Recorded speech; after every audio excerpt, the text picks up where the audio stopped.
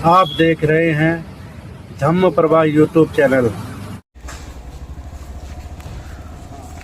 नमो बुद्धाय, जय भीम। दोस्तों, आप देख रहे हैं धम्म प्रभा यूट्यूब चैनल और आज मैं जो है धम्म यात्रा का दृश्य दिखा रहा हूँ।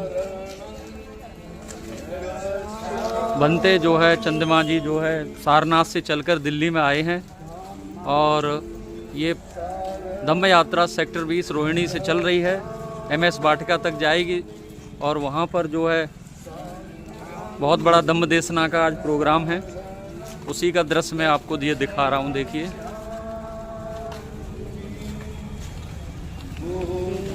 गैप ले लीजिए, गैप।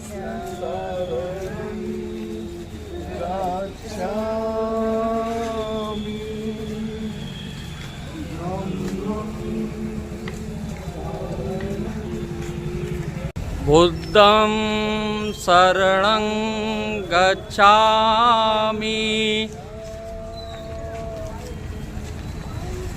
धम्मं शरणं गच्छामि,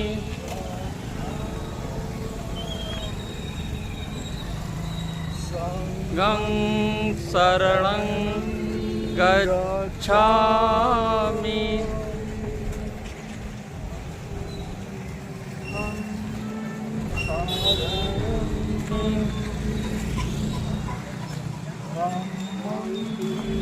शरणं गच्छामि, संघं शरणं गच्छामि, संघं शरणं गच्छामि,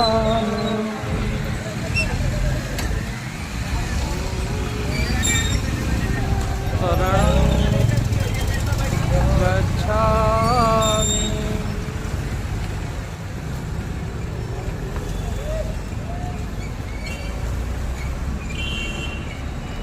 दोस्तों, आप देख रहे हैं धम्म प्रभा यूट्यूब चैनल और आज मैं दिल्ली में जो है आपको ये धम्म यात्रा दिखा रहा हूँ। दिल्ली में जो बनते जी जो है हमारे पूज्य भिक्खु जो है चंद्रमा जी जो है सारनाथ से चलकर जो है हमारे बीच में आए हैं और ये जो है बहुत बड़ी धम्म यात्रा चल रही है। मैं उसी का दृश्य मैं आपको दिखा रहा हूँ। अभी मैं थोड़ा बात करूंगा, अभी आपको बात भी कराऊंगा लोगों से। आते जाइए।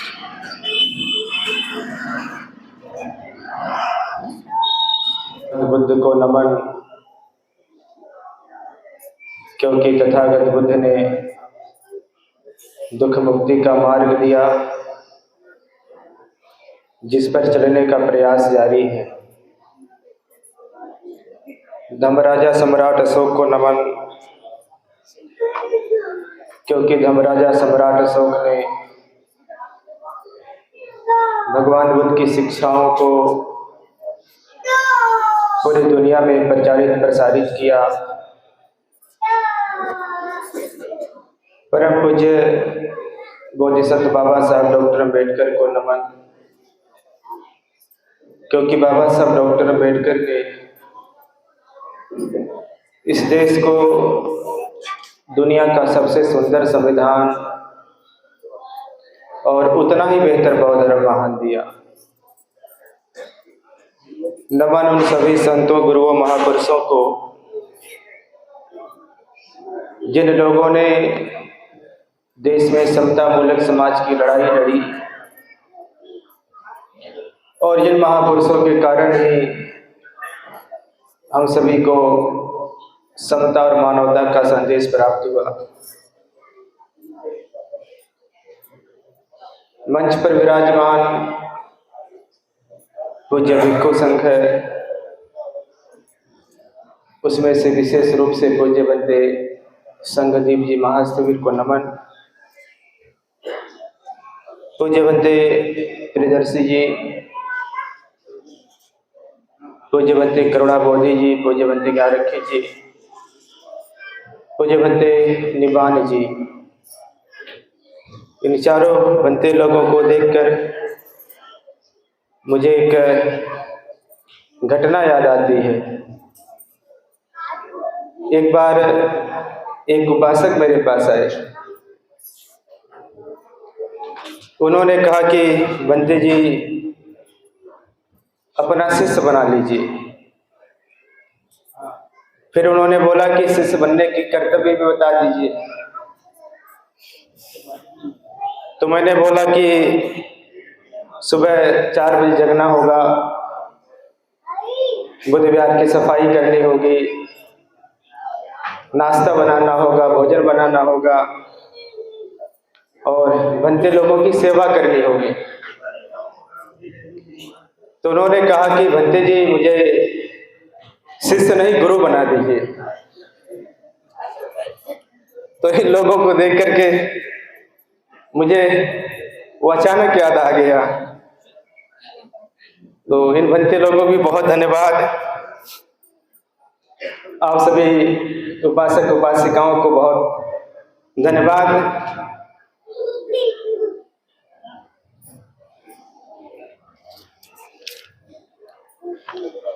परम पूज्य भदंत धम्मवीर्यो बुद्ध विहार मंगोलपुरी एवं बुद्ध चारिका समिति के जो लोग हैं उनका बहुत धन्यवाद इस देशना के लिए। मैं देख रहा हूँ बहुत सारे पुराने उपासक जिनसे 15 साल 20 साल पहले से मुलाकातें हुई थी, आज यहाँ लोग हैं। तो सबको देखकर बहुत अच्छा लग रहा है।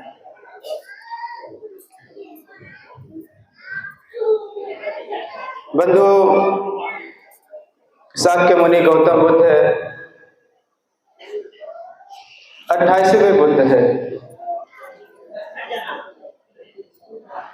तन्हांकर, मेधांकर, दीपांकर, शरणांकर आदि 27 बुद्ध उनसे पहले हुए हैं।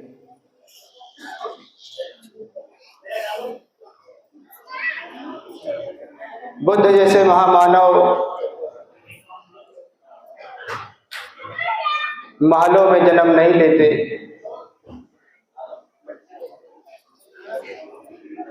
वह जन्म लेते हैं किसी जंगल में, किसी वृक्ष के नीचे, किसी खड़ी हुई माता के गर्भ से। वह ज्ञान की प्राप्ति भी महलों में, नगरों में, ग्रामों में नहीं करते, बल्कि वह ज्ञान प्राप्त करते हैं किसी जंगल में ही, किसी नदी के किनारे, किसी वृक्ष के शीतल छाया। वह महापरिनिर्वाण भी किसी विहार में, किसी नगर में, किसी ग्राम में नहीं करते, बल्कि वह महापरिनिर्वाण भी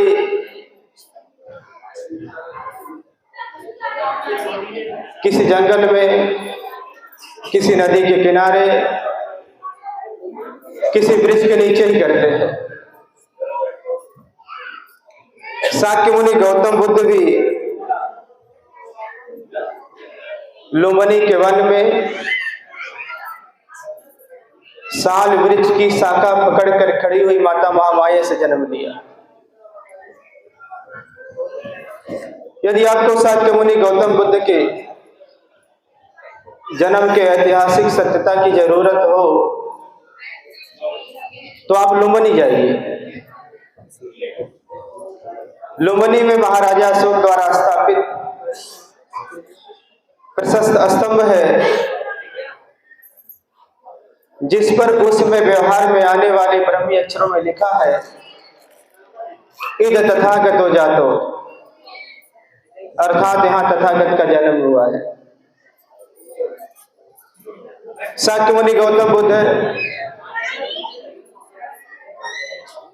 उर्वेला के जंगलों में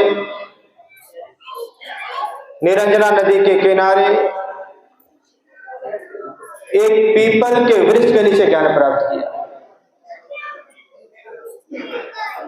जब राजकुमार सिद्धार्थ वहां बुद्ध बने, तब से उस स्थल को बुद्ध गया और उस पीपल के वृक्ष को बोधि वृक्ष कहा जाने लगा। यदि आपको शाक्य मुनि गौतम बुद्ध के ज्ञान प्राप्ति के ऐतिहासिक सत्यता की जरूरत हो तो आप बुद्ध गया जाइए। बुद्ध गया में भी महाराजा अशोक द्वारा स्थापित महाबोधि महाविहार है और वह बोधि वृक्ष भी विद्यमान है जिसके नीचे तथागत बुद्ध बने, जिसकी एक शाखा अशोक की बेटी संघमित्रा श्रीलंका ले गई, जो वहां के प्राचीन नगर अनुराधापुरम में रोपी गई। वह बोधि वृक्ष भी आज वहां उपस्थित है। कृतज्ञ सिंगल जाति के लोग उसे जय श्री महाबोधि के नाम से स्मरण करते हैं। ऐसे ही शाक्य मुनि गौतम बुद्ध 45 वर्षों तक लोक कल्याण का जीवन व्यतीत करके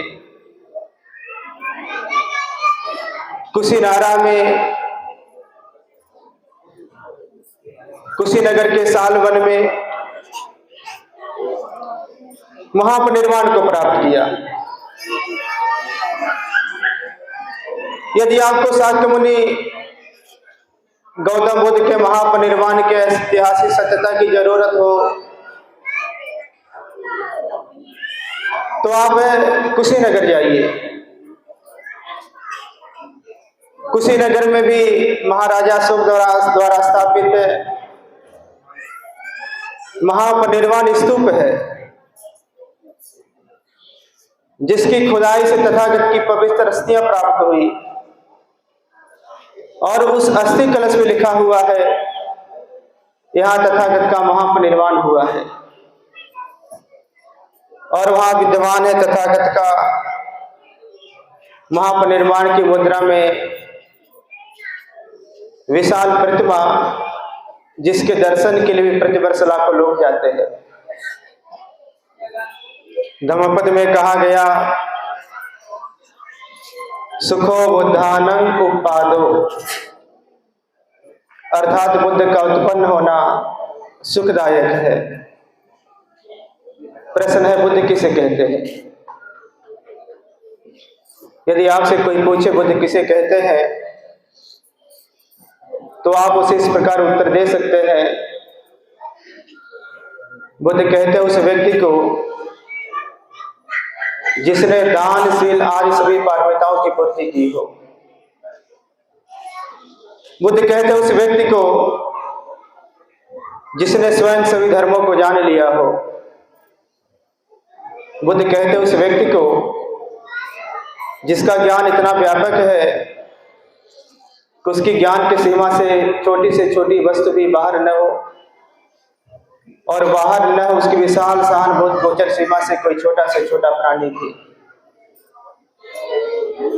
कहा गया, सुखा सधम्म देशना, अर्थात धम्म की देशना सुखदायी होती है। प्रश्न है, धम्म किसे कहते हैं? यदि आपसे कोई पूछे धम्म किसे कहते हैं तो आप उसे इस प्रकार उत्तर दे सकते हैं, काया की पवित्रता, वाणी की पवित्रता और मन की पवित्रता बनाए रखना ही धर्म है। एक धर्म सधम्म कब होता है, एक धर्म अच्छा धर्म कब बनता है, उसकी व्याख्या डॉक्टर बाबा साहब अम्बेडकर ने भगवान बुद्ध उनके धम्म में की। भगवान बुद्ध ने कहा, बाबा साहब ने कहा, कोई धर्म तब सधम्म होता है जब वह करुणा की वृद्धि करे।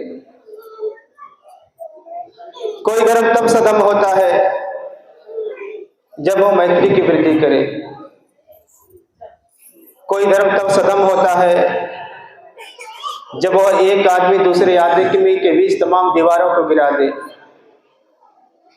कोई धर्म तब सधम होता है जब वो शील की वृद्धि करे, कोई धर्म तब सधम होता है जब वो समाधि की वृद्धि करे, कोई धर्म तब सधम होता है जब वो प्रज्ञा की वृद्धि करे, और कोई धर्म तब सधम होता है जब वो शिक्षा दे कि व्यक्ति का मूल्यांकन उसके जाति से नहीं बल्कि उसके कर्मों से होना चाहिए। कहा गया कि सुखा संघर्ष सामग्री,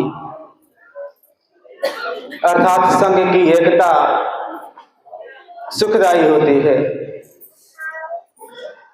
प्रश्न है, संघ किसे कहते हैं? यदि आपसे कोई पूछे संघ किसे कहते हैं तो आप उसे इस प्रकार उत्तर दे सकते हैं। संघ कहते हैं उन श्रेष्ठ जनों के समूह को जिनके मन के 10 संयोजन अर्थात चित्त के बंधन समाप्त हो गए हो। ऐसे सुजनों को, ऐसे पूज्य जनों को अरहंत कहा जाता है। बुद्ध का वचन है, असुइयों लोके अरहंत ही, अर्थात ये धरती कभी अरहतों से समाप्त नहीं होती। बुद्ध को शामिल करके जब इस देश में अरहंतों की संख्या 61 हुई, तब तथागत ने सारनाथ की पवित्र भूमि से भिक्षु संघ को आदेशित किया, निर्देशित किया, उपदेशित किया। बुद्ध ने कहा, चरत भिक्षवे चारिकम बहुजन हिताय बहुजन सुखाय लोकानुकंपाय इत्यादि। अब हम लोगों को बाबा साहब के कुछ आदेशों पे काम करना है, और मैं यहाँ देख रहा हूँ कि उपासिकाओं की संख्या बहुत अच्छी है। अभी मैं जिस कार्यक्रम में जाता हूँ देखता हूँ उपासक उपासिका लगभग बराबर होते हैं। जब मैं उपासिकाओं की प्रगति देखता हूँ, उनकी संख्या पुरुषों के बराबर देखता हूँ, तो मुझे बाबा साहब अम्बेडकर का एक संदेश याद आता है। डॉक्टर बाबा साहब अम्बेडकर ने कई मंचों पे कहा कि अगर किसी परिवार में कोई व्यक्ति बदल जाए तो उसको अपने परिवार को बदलने में 50 साल लग जाता है। और बाबा साहब ने यहां तक कहा कि वह व्यक्ति 50 सालों में अपने परिवार को बदल पाएगा, ये भी नहीं कहा जा सकता है। और आज हम लोग देख रहे हैं बाबा साहब की बात बहुत सच लग रही है, सच साबित हो रही है कि हमारे बहुत सारे, मैं लाखों लोगों को जानता, हजारों लोगों को जानता हूं जो मंचों पे बहुत अच्छा भाषण करते हैं, मंचों पे बुद्ध धर्म की बहुत अच्छी उपदेश सुनाते हैं, बाबा साहब अम्बेडकर के बारे में बोलते हैं, साहू फूले के बारे में बोलते हैं। लेकिन जब हम लोग उनके घर जाते हैं ना, तो देखते हैं उनकी पत्नी उनकी बात नहीं मानती है, उनके बच्चे उनकी बात नहीं मानते हैं। तो बाबा साहब की बात सच हो रही है। बाबा साहब अम्बेडकर के जब दीक्षा के 60 वर्ष हो गए ना, तो 60 वर्षों में पुरुष वर्ग अपनी पत्नियों को नहीं बदल पाया। तो बाबा साहब की बात कितनी सच हो रही है। बाबा साहब अम्बेडकर ने एक बात और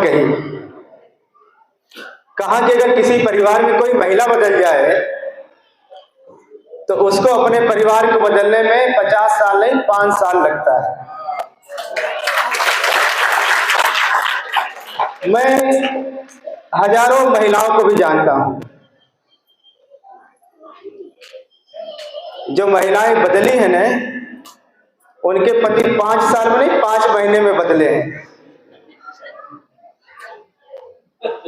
तो मैं महिलाओं से बात पूछता हूं अक्सर कि बताइए, बाबा साहब अम्बेडकर का सपना पूरा करना है, इस देश को बौद्धमय बनाना है, तो आप ही बताइए। मैं माताओं से पूछता हूं, बहनों से पूछता हूं कि आप ही बताइए कि बाबा साहब का सपना पूरा करने के लिए हमें 50 साल लगाना है कि 5 साल लगाना है? तो मैं आप लोगों से पूछता हूं कितने साल लगाना है? 5 साल लगाना है ना? तो अगर 5 साल लगाना है तो आपको इस बौद्ध धर्म के प्रचार प्रसार की जिम्मेदारी अपने हाथों में लेनी चाहिए, अपने हाथों में लेनी चाहिए। और मैं बहुत ज्यादा नहीं बोल रहा हूं, मैं बस 3 उपाय बता रहा हूं। 3 काम करने हैं और 3 काम करने के बाद मुझे लगता है कि 5 साल में बदलेगा स्थिति। पहला कि अपने परिवार के लोगों को, अपने समाज के लोगों को 100 बार भाषण देने से अच्छा है उनको 1 बार धर्म स्थलों की यात्रा कराई जाए। उनको सारनाथ, बोधगया, कुशीनगर, लुम्बिनी जो धर्म स्थल हमारे, उनका दर्शन कराया जाए। जो व्यक्ति 1 बार धर्म स्थलों के दर्शन करके आता है वो पूरे जीवन के लिए बदल जाता है। समझ रहे हैं? बदली थी ना, मैं बोल रहा हूं। मैं दूसरा उपाय बता रहा हूं। किसी को 100 बार भाषण देने से अच्छा है अपने परिवार को, अपने नाते रिश्तेदारों को, अपने समाज के लोगों को 1 बार विपश्यना शिविर कराना है। जो 1 बार विपश्यना शिविर में जाता है वो जीवन भर के लिए बदल जाता है। समझ रहे हैं? तो दूसरा बहुत सरल उपाय। मैं तीसरा एक सरल उपाय बता रहा हूं आपको। किसी को 100 बार भाषण देने से अच्छा है 1 बार उस व्यक्ति को चीवर पहनवा देना 10 दिन के लिए। जो 1 बार, जो भी चाहे स्त्री या पुरुष 10 दिन के लिए प्रवज्ञा लेता है वो जीवन भर के लिए बदल जाता है। तो ये 3 काम करना है। अगर ये 3 काम करेंगे तो 5 सालों के अंदर हम भारत को बौद्धमय बना के देंगे। और एक बात और कहना चाहते हैं कि जीवन को सुखी भी बनाना है ना, जीवन को स्वस्थ बनाना है।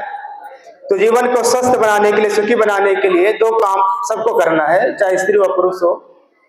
पहला कि हमारे यहाँ महीने में 4 व्रत आते हैं जिसको हम उपोषित कहते हैं, यानी उपोषित दिन आश्रितशील पालन करना होता है। ऐसे हमेशा पंचशील होता है, लेकिन 3 शील बढ़ जाती है। 1 शील बढ़ता है कि 12 बजे के बाद एक पूर्णिमा आती है, अमावस्या आती है, 2 अष्टमी आती है। जिस दिन पूर्णिमा हो, जिस दिन अमावस्या हो, जिस दिन अष्टमियां हो, आपको क्या करना कि 12 बजे पहले जो भी खाना खा लेना है, जितना खाना उतना खा लेना है, लेकिन 12 बजे के बाद फिर कुछ नहीं खाना है। कब तक नहीं खाना है? जब तक अगले दिन का सूरज न उग जाए, सूर्योदय न हो जाए। अब एक प्रश्न हो सकता है कि अगर भूख लगे तो अगर भूख लगे तो आपको क्या करना है? नींबू पानी पीना है। अगर नींबू पानी पीने से भूख न जाए तो आपको लाल चाय बनाना, दूध वाला नहीं बनाना। दूध संपूर्ण आहार कहा जाता है, तो दूध वाला चाय नहीं पीना है, मतलब ब्लैक टी पीना है, काला चाय पीना है। अगर काला चाय से भी भूख न जाए तो क्या करना है? आप बाजार से या अपने घर में जूस बनाइए किसी फल का, और जूस बना करके वो पीना है। लेकिन याद रखिए फल भी काट करके नहीं खाना है, चबा करके नहीं खाना है। ये 3 काम करना है। ये 3 काम करने से क्या है कि शरीर के सारे रोग आपके खत्म होने लगेंगे। आपका बीपी जाएगा, आपका शुगर जाएगा, आपका कोलेस्ट्रॉल जाएगा, आपका मतलब बहुत सारी जो शारीरिक बीमारियां हैं ना वो खत्म होंगी। और क्यों खत्म होंगी? भगवान बुद्ध ने भोजन को सबसे अच्छी दवा बताया है। कहा कि भोजन बेस्ट मेडिसिन है। तो भोजन को दवा की तरह खाना है। अगर आप बहुत ज्यादा खाना खाएंगे तो भोजन आपको नुकसान कर देगा। आप दवा, अगर आपको बुखार हुआ है, डॉक्टर ने बोला कि आपको 650 mg का पैरासीटामोल लेना है, आप 5 पैरासीटामोल एक साथ खा गए तो बीमार हो जाएंगे ना। तो दवा को भी मात्रा के अनुसार लेना है तो आप स्वस्थ हो जाएंगे, भोजन को भी मात्रा के अनुसार लेना तो आप स्वस्थ हो जाएंगे। अगर दवा मात्रा के अनुसार नहीं लेंगे तो भी आपकी बीमारी नहीं जाएगी। अगर भोजन को भी अपने शरीर के अनुसार नहीं लेंगे तो भी आप अस्वस्थ हो जाएंगे। तो भोजन को बैलेंस करना है। तो अगर 4 दिन आप खाना छोड़ देंगे महीने में तो आपका शरीर बैलेंस में आ जाएगा, आपका भोजन बैलेंस में आ जाएगा, आप शरीर से स्वस्थ हो जाएंगे। तो शरीर को स्वस्थ रखने के लिए क्या करना है? आपको उपोषित रखना है। और मन को स्वस्थ रखने के लिए क्या करना है? विपश्यना करना है। अगर आप स्वस्थ शरीर से हो गए, मन से स्वस्थ हो गए, तो आप बहुत ज्यादा सुखी हो गए। बीमारी होना दुख है और बीमारी न होना सुख है। तो आप मन से भी बीमार मत बनिए, आप शरीर से भी बीमार मत बनिए, आप स्वस्थ रहिए। तो एक काम आप लोगों को करना है। अगर उपोषण भी वापस आता है तो धर्म भी वापस आएगा। मुझे बहुत ज्यादा नहीं बोलना, मुझे लगता है बंटी घड़ी देख रहे हैं और मुझे लगता है कि भोजन की साधु साधु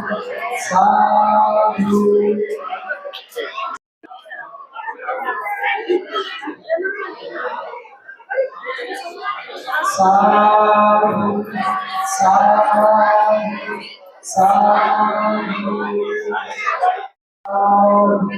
साधु साधु